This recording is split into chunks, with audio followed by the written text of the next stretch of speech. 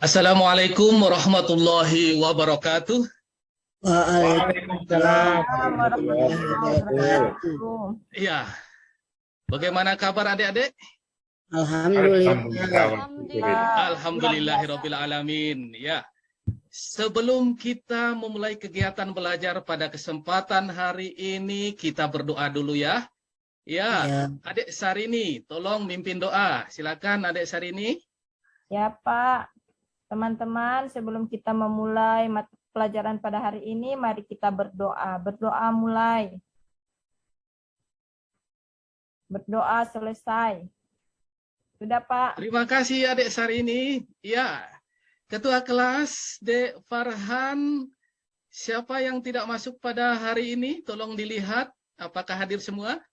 Semua hadir, Pak Guru. Alhamdulillahirabbil alamin. Kalian semua luar biasa. Sekarang sebelum kita mulai belajar, biar lebih semangat, ketika Pak Guru mengatakan agama Islam, kalian bilang yes, yes, yes. 1, 2, 3. Agama Islam. Yes, yes, yes, yes. Aduh, tangannya yang yes, wajahnya tidak yes ini. Sekali lagi, agama Islam. Yes, yes, yes, yes. Ya, luar biasa. Dengan keceriaan, insya Allah akan dipermudah oleh Allah Subhanahu Wa Taala. Ilmunya akan masuk di dalam pikiran dan hati adik-adik. Langsung saja adik-adik, yang pelajaran tahun yang lalu itu adik-adik, ya di slide 2, ini menjadi bahan evaluasi Pak Guru, ya di slide 2. Ya, Pak Guru sudah mengidentifikasi tentang pelajaran yang lalu. Ya, tentang An-Nahl ayat 114. Siapa yang masih ingat? Tidak ada adik-adik? Tentang apa itu? Tentang apa? Tentang apa? Tentang makanan dan minuman. Oh, luar biasa. Baik. Bagus. Pada hari ini kita akan belajar tentang 4 ini yang sudah diidentifikasi, karena pada kesempatan ini Pak Guru menggunakan Problem Based Learning atau PBL. Baik, tujuan yang kita ingin dapatkan bersama pada pembelajaran ini adik-adik, yang pertama, adik-adik atau peserta didik mampu mengorganisasikan bacaan Quran Surah An-Nahl 114 serta hadis terkait tentang seperti yang adik-adik katakan tadi, mengonsumsi makanan dan minuman yang halal dan bergizi. Yang kedua, adik-adik atau peserta didik mampu menguraikan hukum bacaan, tafkhim dan tarkik, lam, jalalah, dan ro. Yang ketiga, peserta didik mampu mengkategorikan lafal yang mengandung hukum bacaan mim. Nah, yang terdapat pada An-Nahl. Yang keempat, peserta didik mampu menguraikan makna atau isi kandungan. Ya, adik-adik ya. Ya. Selanjutnya, pada Islam memerintahkan manusia untuk mengkonsumsi makanan yang halal, baik, dan bergizi. Nah, ini peta konsepnya adik-adik. Coba dilihat peta konsepnya. Ini peta konsep yang harus adik-adik pahami. Surah An-Nahl ini membaca, mengorganisasikan bacaan dan hadis terkait, menguraikan makna dan hadis terkait. Terus hukum bacaannya menguraikan bacaan, tafkhim, tarkik pada lam, jalalah, dan ro, dan mengkategorikan bacaan mim sukun. Ini peta konsepnya. Baik adik-adik, kita sebentar lagi akan berdiskusi. Nanti Pak Guru akan membagi 3 kelompok. Akan membagi 3 kelompok. Tetapi sebelumnya adik-adik melihat dulu materi yang akan adik-adik diskusikan. Yang di slide 7 ini, ini An-Nahl. Selanjutnya di slide 8 adik-adik. Di sini tentang lam, jalalah, tentang huruf ro. Ini yang adik-adik akan diskusikan nanti ya. Ya. Setelah itu lanjut di slide 9. Tentang hukum mim sukun. Adik-adik perhatikan di situ, adik-adik bisa mencari dari sumber manapun Yang penting adik-adik menemukan materi seperti yang Pak Guru sajikan ini. Kalaupun ada kesalahan itu menjadi tugasnya Pak Guru untuk meluruskannya. Baik, selanjutnya pada slide ke-10. Nah, ini hadis riwayat Abu Daud. Nah, ini Anil Miqdam bin Ma'di karibaan Rasulullah sallallahu alaihi wasallam annahu qol. Nah, ini. Terus riwayat Ibnu Majah. Nah, ini adik-adik bisa adik-adik baca. Nah, dan selanjutnya kita akan masuk di slide yang paling akhir. Slide yang paling akhir, tugas diskusi kelompok, adik-adik. Nah, dari materi-materi yang tadi itu, adik-adik, sebenarnya ada 3 poin inti yang menjadi tujuan dari pembelajaran hari ini, yaitu sesuai yang tertuangkan dalam kelompok diskusi ini. Jadi kelompok pertama ini mendiskusikan dan mempresentasikan hasil diskusi tentang surah An-Nahl ayat 114. Ini ketua kelompoknya Adik Farhan ya. Nanti dikoordinir anggota kelompoknya. Ya, yang Pak Guru tentukan ketua kelompok dulu. Kelompok kedua ini Adik Sitria mendiskusikan dan mempresentasikan hasil diskusi ini terkait hadis tentang mengonsumsi makanan dan minuman yang halal dan bergizi. Dan kelompok 3 yang terakhir, ini ketua kelompoknya Adik Sarini, nanti koordinir anggotanya, mendiskusikan dan mempresentasikan hasil tentang hukum bacaan lam dan ra tafkhim, tarkik serta hukum bacaan mim sukun. Ya, silakan adik-adik. Waktu 2 atau 3 menit adik-adik ya dari sekarang. Ya, kelompok 1, silakan. Adik Farhan sebagai ketua kelompok, silakan dipresentasikan hasil diskusinya. Terima kasih Pak Guru. Kami dari kelompok 1 beranggotakan saya ketuanya dan anggota-anggotanya adalah Kak Faradila dan Kak Sitria. Adapun hasil diskusi kami menyimpulkan bahwasannya kesimpulan dari Quran Surat An-Nahl ayat 114 yang berbunyi faqulu mimma razaqakumullahu halalan thayyiban washkuru ni'matallahi in kuntum iyyahu ta'budun adalah kita harus mencari makan dari makanan-makanan yang halal, makanan-makanan yang kita dapatkan dengan cara yang halal, entah itu baik dari zatnya maupun yang lainnya. Jadi kesimpulan di sini adalah kita harus mencari kita harus mencari rezeki kita secara halal, hasilnya halal, dan yang kita makan pun itu adalah yang halal. Demikian Pak Guru. Iya, terima kasih. Luar biasa sekali dari kelompok 1. Ya, kelompok 2, silakan.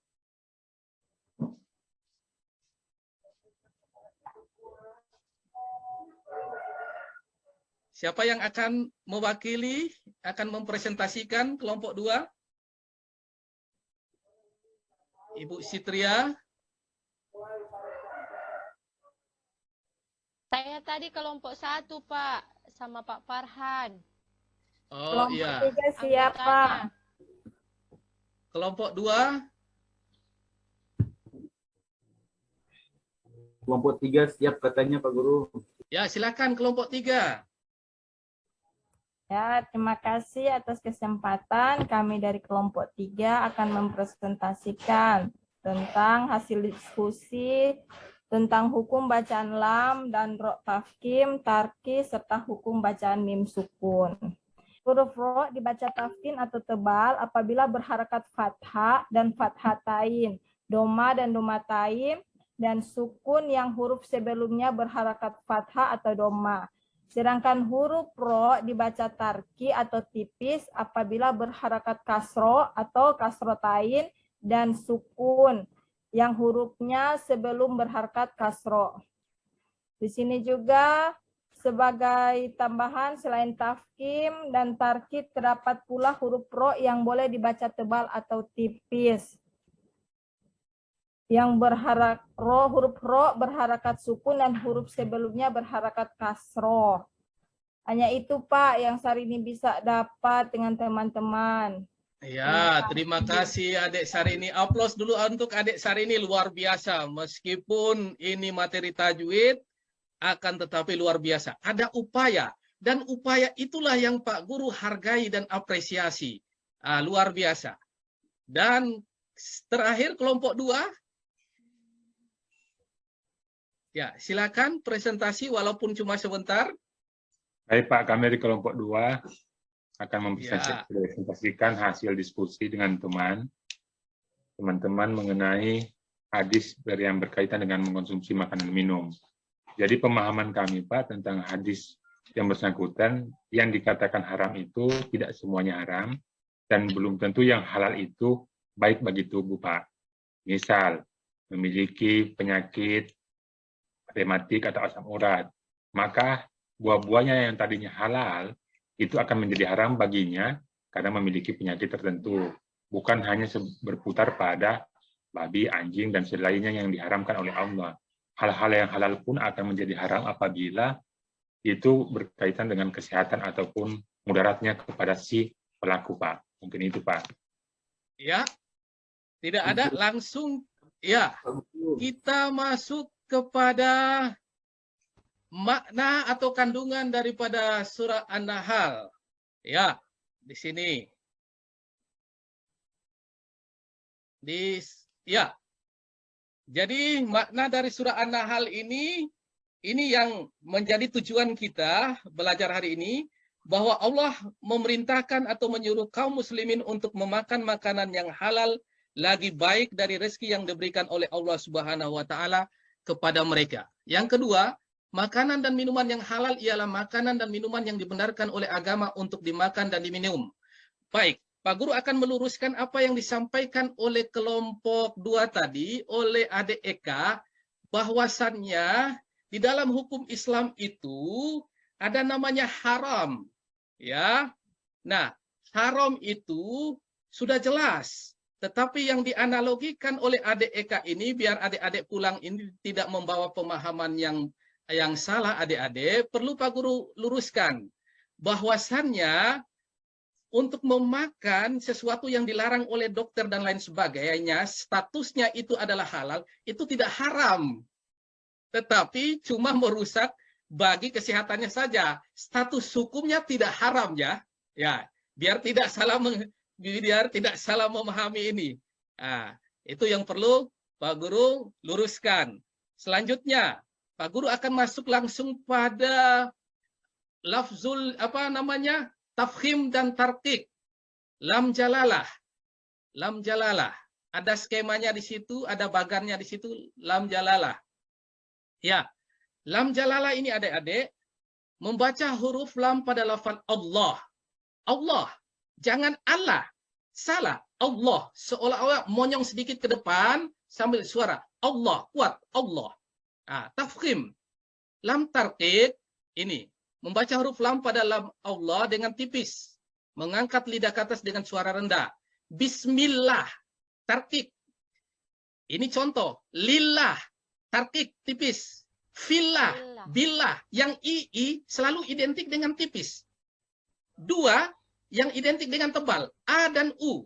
An, un, a, u. I berarti tipis. Jangan tapo balik. Fillah. Allah. So salah itu. Nah, ini yang perlu adik-adik pahami. Jadi kalau Allahu Akbar, jangan Allahu Akbar, Allahu Akbar. Jangan. Allah, tebal. Dan ro. Ro di sini ada yang tebal, ada yang tipis. Seperti ini. Contoh, tebal. Aro, aro, aro. Jangan ara. Aro, ai. Jangan. Rih. Itu tipis. Kalau tipis, agak ini muka. Coba lihat mulutnya Pak Guru adik-adik. Bisa ya? Rih. Agak-agak. Rih. Jangan. Rih. Jangan begitu. Itu salah. DPI sama-sama tetapi beda. Rih. Bisa dipahami ini adik-adik? Sebelum Pak Guru menutup pertemuan ini, masih ada yang belum dipahami? Sudah paham Pak Ya, Guru? Pak. Paham Pak Guru. Sudah bisa, Pak. Paham. Sudah paham. Pak Guru tutup. Pak Guru hanya mengclosing dengan 2 statement bahwa di sini adalah kita memakan yang halal. Yang kedua, dari yang halal itu patut kita untuk mensyukurinya.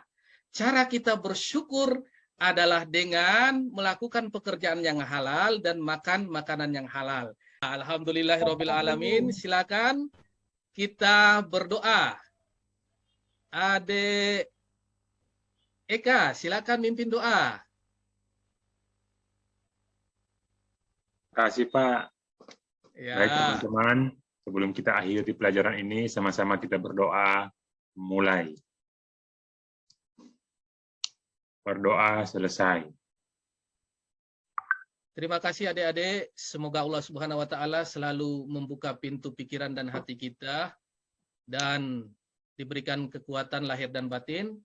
Wassalamualaikum warahmatullahi wabarakatuh. Waalaikumsalam Waalaikumsalam wabarakatuh. warahmatullahi wabarakatuh.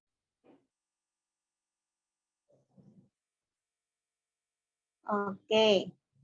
Assalamualaikum warahmatullahi wabarakatuh. Waalaikumsalam warahmatullahi wabarakatuh. Baik. Untuk memaksimalkan waktu, kita akan mulai saja ya. Iya Bu, iya Bu. Terhormat Bapak Dokter Dr. Mujahid Dumopoli I, MPD, dan yang saya muliakan Bapak Subhan yang akan melakukan ujian kompres. Siap Bu.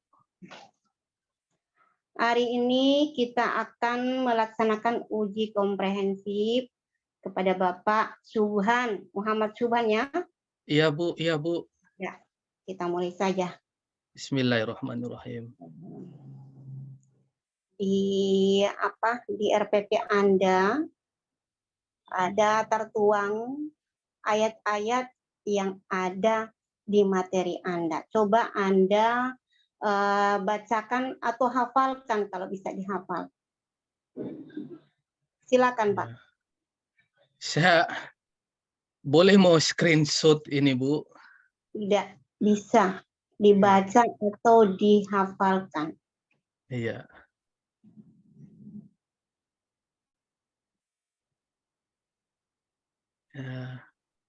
Bismillahirrahmanirrahim.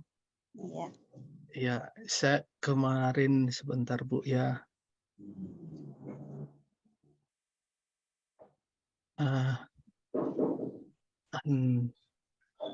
Bisa dibaca Pak? Ya, ya Bu.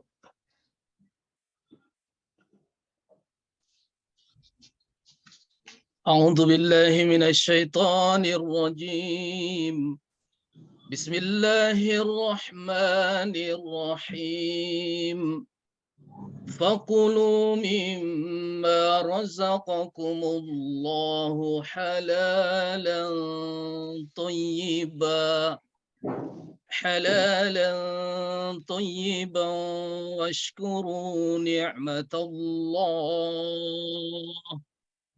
واشكروا نعمة الله إن كنتم إياه تعبدون. Shadaqallahul Azim. Artinya Pak? Fakulu maka makanlah, minma dari apa-apa. Sebenarnya minma tetapi dijadikan satu menjadi mimma. Rozako yang telah direzekikan Allah, halalan yang halal yang diperbolehkan, thayyiban yang baik-baik, washkuru dan bersyukurlah nikmatullah, nikmatnya Allah, in kuntum jika kuntum kalian dalam keadaan iyahu hanya kepadanya maksudnya Allah, ta'budun kamu beribadah atau menyembah. Iya. Sudah Pak? Sudah Bu. Oke. Baik, berikutnya ada pertanyaan lagi ya. Di dalam materi atau RPP yang Bapak tuangkan di materi itu, bagaimana cara Bapak memancing atau menimbulkan satu bentuk pemikiran kritis, atau ada di situ kan disebut di RPP Anda ada critical thinking, ya toh? Nah, yang akan saya tanyakan di sini, yang bagaimana yang punya critical thinking itu? Critical thinking dalam RPP itu ada nama 4C. Critical thinking, creativity, communication, and collaboration. Nah, salah satu critical thinking di situ adalah mampu menganalisis. Yang dimaksud pertanyaan saya adalah bagaimana cara Anda memancing ke siswa untuk bisa mereka untuk berpikir lebih punya creative thinking, punya berpikir yang lebih tinggi. Itu bagaimana cara Anda bisa menimbulkan punya pemikiran yang seperti itu? Dengan memberikan satu siswa untuk menganalisa makna kandungan daripada Quran Surah An-Nahl 114. Dengan mereka menganalisa, maka mereka tidak hanya memahami, karena memahami itu masih dalam level C2 atau MODS, Middle Order Thinking. Jadi kalau sudah HOTS, Higher Order Thinking, berarti dia sudah kepada tingkat tinggi. Jadi oleh karena itu dengan menganalisa itu masuk dalam C4. Dengan begitu dia masuk dalam kategori bisa berpikir HOTS. Iya. Tapi di situ kan Bapak belum bisa, maksudnya ada perangsangan ke siswa gitu. Bagaimana cara Anda bisa merangsang atau menimbulkan, itu yang maksud saya. Oke, berikutnya Ya, Bu. Di pertanyaan kedua. Nah, di dalam RPP Anda kan membuat teori apa yang Anda pakai di dalam RPP? Teori itu ada beberapa teori, ada nama behavioristik, ada konstruktivisme, ada kognitivisme, ada humanistik. Maka kesesuaian dalam teori ini, karena PBL, Problem Based Learning, maka saya menggunakan kognitivisme. Artinya pembelajaran ini menitik beratkan pada proses, bukan pada hasil. Kalau hasil berarti dia masuk di behavioristik. Jadi teori Anda pakai itu di situ apa? Teori apa? Teori yang saya gunakan adalah kognitivisme. Oke. Maksudnya di situ kognitivisme itu apa? Kognitivisme itu kalau dalam teori Piaget maksudnya itu ada tahapan-tahapan diklasifikasi dalam umur-umur. Artinya ada kognitivis yang dapat diukur dari C1, C2 sampai C6. Artinya klasifikasi ini lentetan level per level ini yang bisa diukur. Ya, dengan adanya yang bisa diukur itu berarti ini mengandung arti proses. Adanya proses, bukan hasil. Oke, Pak. Terakhir, Pak ya. Ya, Bu. Bapak di RPP Bapak kan memakai pendekatan TIPEC, ya. Tahu TIPEC?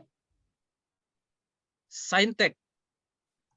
TIPEC. TPAC, ya. TIPEC, technological. Jelaskan. TIPEC, technological, pedagogical, and cognitive contextual. Teknologi artinya dalam pembelajaran menggunakan teknologi sebagai pemanfaatan dari guru-guru abad 21. Jadi teknologikal. Pedagogik berarti dia itu mengikuti prosedur-prosedur dalam pembelajaran, baik itu metode dan lain sebagainya. Setelah itu media dan sebagainya. Setelah itu dia namanya TPEC, kognitif tekstual, artinya materinya. Ada teknologinya, ada metode dan medianya, dan ada materinya. Oke. Oke, Pak Subhan. Terima kasih, Bu. Cukup dari saya, Pak Dokter. Silakan Pak Dokter untuk bertanya-tanya ke Pak Subhan. Silakan, Pak. Terima kasih, Ustazah Hindun. Pak Subhan bawa kertas itu. Ada di sebelah, Pak, kertas masih kosong. Ada bawa pulpen juga. Ada spidol besar. Iya. Kalau pulpen enggak ada ya? Pulpen ada kecil ini. Pulpen kecil, Pak dosen, Ya. Pak Dokter. Ya, coba ini Pak Subhan, tolong tuliskan itu surat Al-Fatihah. Boleh enggak itu? Boleh, Pak. Dari Bismillah, Pak, ya. Ya.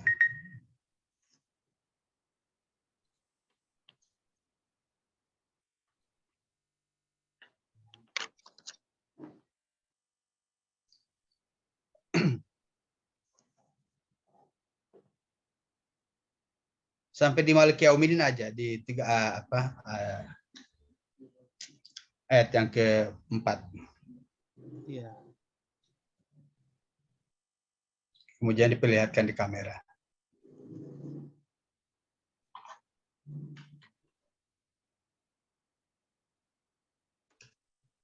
Coba diperlihatkan di kamera tulisannya itu. Oh, enggak itu ya, enggak kelihatan ya? Iya. Atau mungkin apa ya? Dikirim di WA saja, Pak. Ya, oh ya, betul. Saya baru teringat ya. Nanti dikirim di WA saja. Nanti nanti dipoto kemudian di japri ke saya atau Ibu Hindun. Ya. Saya tadi tidak menggunakan harokat karena bisa membacanya, jadi saya mengharokati dulu. Ya. Tidak apa-apa juga. Ya.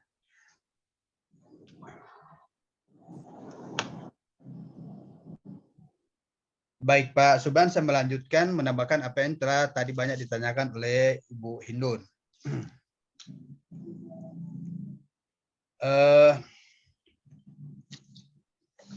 Yang pertama.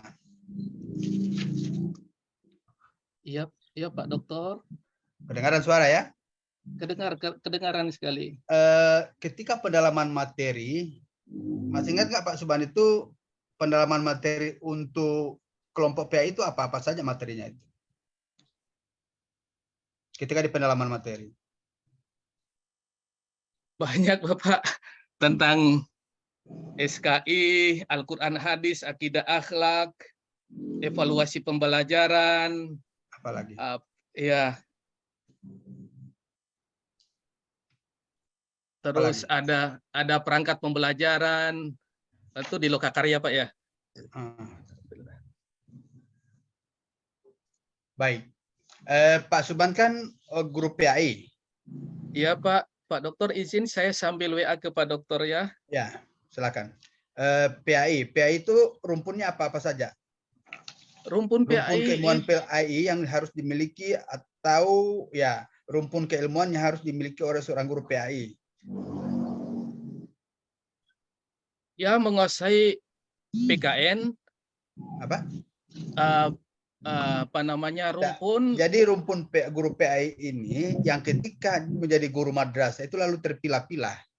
Ya. Satu apa yang iya. Al-Quran, hadis. Al-Quran, hadis, apalagi? Ya, fikih dan sejarah. Ada fikih, apalagi? Ya. Ada sejarah, SKI. Ada SKI, satu lagi Ya. apa? Apa ya? Al-Quran, hadis, ada fikih, ada sejarah. Apa? Astagfirullah. Agak fokus. Ada satu yang paling utama. Al-Quran. Kan sudah disebut tadi. Satu lagi. Al-Quran, yang Hadir. Fondasi awal yang ditanamkan kepada anak-anak itu apa itu rumpunnya? Akhlak. Apa? Akhlak atau akidah akhlak tauhid. Ya, jadi akidah akhlak.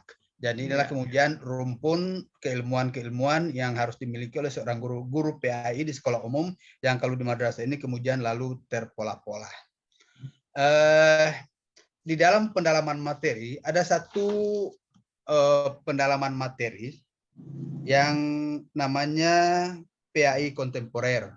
Ingat nggak itu? Pendidikan agama Islam kontemporer. Iya, iya, Ya, Pak. ada Ya, pendalaman masih. PAI kontemporer. Iya, betul, Pak. Yang Ada ingat saya. salah satu materinya itu adalah tentang radikalisme. Iya, Pak. Siapa? Pertanyaan saya itu, apa pandangan Bapak tentang radikalisme itu?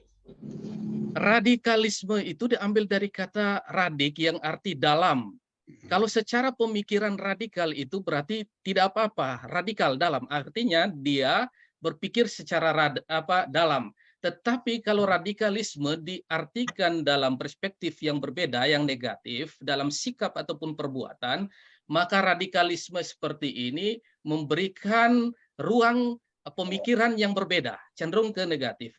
Oleh karena itu, dalam hal radikalisme ini perlu para guru ataupun siapapun yang memiliki kompeten yang terkait itu untuk meluruskan miskonsepsi di tengah masyarakat tentang radikalisme ini. Jadi pandangan saya, dalam pemikiran itu, seseorang itu seperti di dalam agama, misalnya, dia mengkaji betul akan agamanya, akan tetapi tidak pada sikap ketika agama mengatakan ketika menemui orang kafir harus membunuh, tidak serta-merta dia menelan bulat-bulat, akan tetapi dia mengkaji. Dia mengkaji dari berbagai perspektif, dari kanan kiri, dari berbagai macam pertimbangan sesuai dengan disiplin ilmu masing-masing. Ya, baik. Yang berikut menyambung apa yang disampaikan oleh Ustaz Jahindun. Pak Suban pegang RPP tidak itu? Belum, Pak, belum buka. Belum buka. Di RPP kedua Anda ini, tujuan pembelajaran yang pertama itu masih ingat nggak itu? Mengorganisasikan materi apa ini? materi Tentang mengkonsumsi makanan dan minuman yang halal dan bergizi.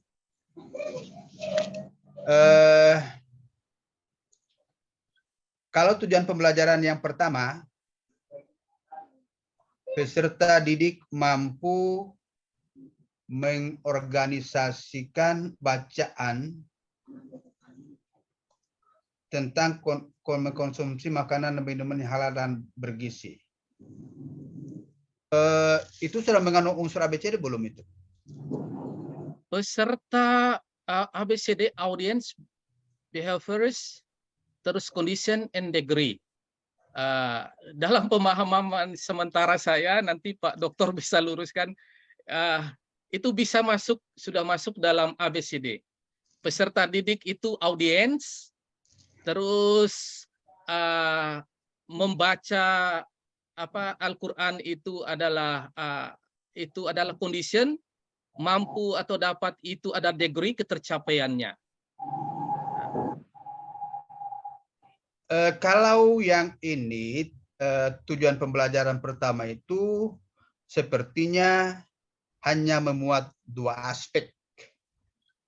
Aspek A, ada peserta didiknya itu, baru kemudian aspek B. Jadi B itu mulai dari mengorganisasikan bacaan Quran An-Nahl Ayat 114. ya, sampai dengan halal dan bergizi, itu B. Kalau C, itu Bapak ini menggunakan metode apa? Atau ya metode apa atau pendekatan apa? PBL saya di situ. Mana PBL? Ya. Jadi C itu merupakan pengkondisian. Jadi misalnya melalui PBL, problem based learning, beserta didik. Jadi itu C itu kok mengkondisikan itu melalui metode yang Bapak lakukan. Itu C. Kemudian D, degree itu kan tingkatan. itu dengan baik dan benar dengan jadi Iya. dengan bacaan yang tepat. Itu Jadi apa? tujuan pembelajaran pertama itu hanya membuat dua aspek A dan B. Kalau C dan D itu belum. Jadi sekali lagi C itu adalah condition. Condition. Condition itu pijakannya kepada metode yang ada di RPP. Jadi misalnya kalau ada metode melalui tanya jawab, melalui wawancara, melalui diskusi, peserta didik mampu bla bla bla. Kemudian degree-nya itu atau tingkatannya itu bisa dengan baik dan benar, dengan tepat dan itu. Jadi nanti disempurnakan. Siap, Saya dokter, kira- siap. Jadi saya kira Ibu Hindun itu yang bisa saya tambahkan dari pertanyaan yang telah banyak tadi disampaikan oleh Ibu Hindun dan kepada saudara Muhammad Suban ini. Jadi itu perhatikan Pak. baik. Sudah berapa tahun menjadi guru? Alhamdulillah dari 2008. Sampai sekarang sudah berapa tahun? 2008 berarti kurang lebih 13-14. Ya. Iya. Ya, bayangkan sudah 14 tahun sedang itu tujuan pembelajaran saja masih belum itu. Masih belum pas. Jadi nanti perbaiki dan dilaksanakan secara konsisten. Siap, Oke, saya kira siap, Pak Dokter. dari saya Ibu Hindun seperti itu. Terima kasih. Baik, Pak Dokter. Terima kasih banyak Pak Dokter ya. Untuk Bapak Muhammad Suhan. Iya, Bu. Demikian untuk ujian dari kita. Jadi, Iya, Bu. so boleh itu kasih mati DP itu. Nanti mau ganti, Bu, mau bilang teman-teman di siapa? Untuk yang berikutnya itu Pak Suban. Jadi untuk Pak Suban terima kasih. Sekian dulu dari kami ya. Terima kasih Iya. banyak Pak Suban ya.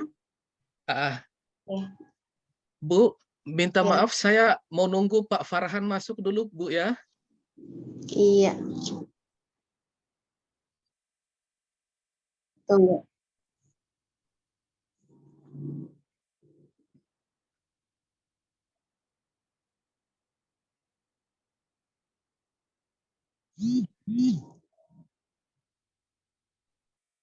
Oke.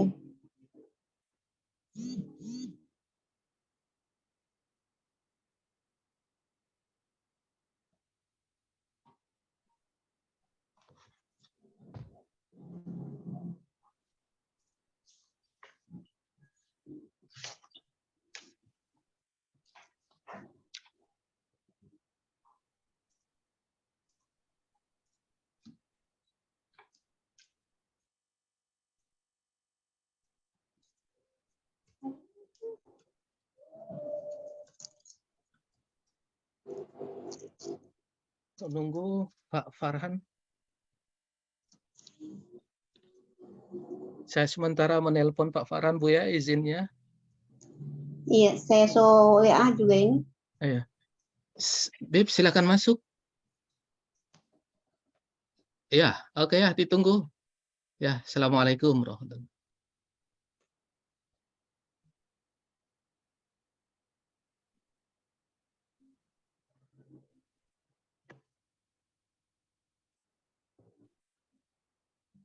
Oke.